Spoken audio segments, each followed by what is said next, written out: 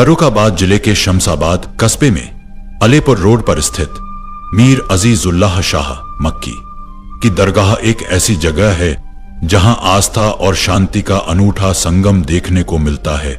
यह दरगाह प्राचीन काल के एक महान संत मीर अजीजुल्लाह शाह मक्की की याद में बनी है, जिनका जन्म स्थान मक्का था, जिस कारण इनके नाम के अंत में मक्की जुड़ गया।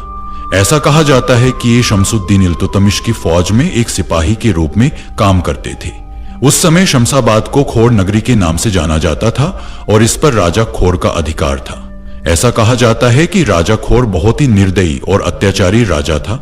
जनता राजा के अत्याचारों से बुरी तरह त्रस्त थी। जब इसकी सूचना किसी प्रकार शमसुद्दीन इल्तुतमिश को लगी तो उसने जनता की सहायता हेतु अपनी सेना के साथ शमसाबाद पर आक्रमण कर दिया, परंतु वह जीत न सका। इस प्रकार उसने शमसाबाद पर कई बार आक्रमण किया, परंतु हर बार उसे हार का मुंह देखना पड़ा। शमसुद्दीन इल्तुतमिश अपनी कई हारों से बहुत दुखी हो चुका था। इसी दुखी मन से वह अजमेर में ख्वाजा गरीब नवाज की दरगाह पर पहुंचा और अपनी जीत के लिए दुआ की कि तभी एक आकाशीय वाणी ने उसे चौंका दिया। उस वाणी ने उसे बताया कि उसे यहाँ आने की आवश्यकता ही नहीं थी, क्योंकि उसकी फौज में ही एक महान संत है जो उसे जीत दिला सकता है। उस वाणी ने यह भी बताया कि वह वापस अपने खेमे में चला जाए। कुछ समय बाद एक भीषण आंधी आएगी, जिस वजह से उसके सैनिकों के खेमे उड़ जाएंगे, परंतु उस संत के खेमे को कुछ नहीं होगा और वो उस आंधी में दीपक जलाए कुरान को पढ़ रहा होगा। ये वाणी सुनते ही शमसुद्दीन तुरंत अपने खेमे में आकर आंधी की प्रतीक्षा करने लगा।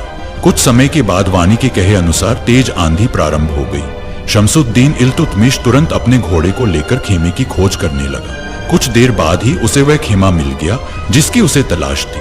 वह तुरंत अपने घोड़े से उतरकर खेमे में पहुंचा और उस संत के कदमों पर गिरे पड़ा। शमसुद्दीन इल्तुतमिश ने उस संत से आशीर्वाद प्राप्त कर एक बार पुनः शमसाबाद पर आक्रमण कर दिया और इस बार वह जीत हासिल करने में सफल रहा।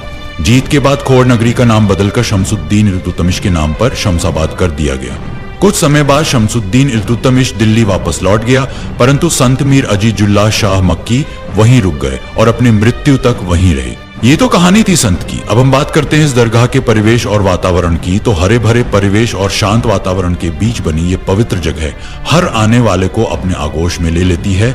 यहाँ की चादरों और फूलों से सजी मजार पर चढ़ाई गई अकीदत लोगों की गहरी श्रद्धा को दर्शाती है। खास बात यह है कि यहाँ सिर्फ मुस्लिम ही नहीं बल्कि हिंदू भक्त भी बड़ी संख्या में आते हैं। ये दरगाह एकता और भाईचारे का प्रतीक है, जहाँ हर दिल की मुराद पूरी होने की उम्मीद जागती है। अगर आप कभी फर्रुखाबाद आएं तो इस दरगाह की सैर जरूर करें।